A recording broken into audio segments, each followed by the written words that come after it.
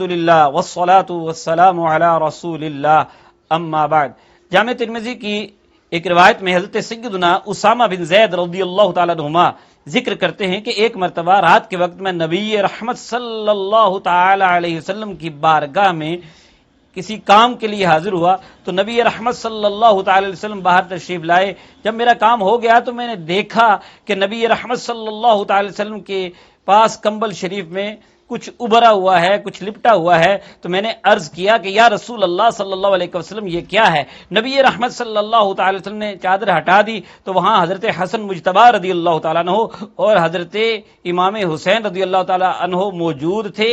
نبی رحمت صلی اللہ تعالی علیہ وسلم نے تعارف کروایا، فرمایا ھذان ابنایا، یہ دونوں میرے بیٹے ہیں یعنی نواسے ہیں، وابن ابنتی، اور میری بیٹی کے بیٹے ہیں یعنی حضرت سیدہ فاطمہ الزہراء رضی اللہ تعالیٰ عنہا کے بیٹے ہیں۔ پھر نبی کریم صلی اللہ تعالی علیہ وسلم نے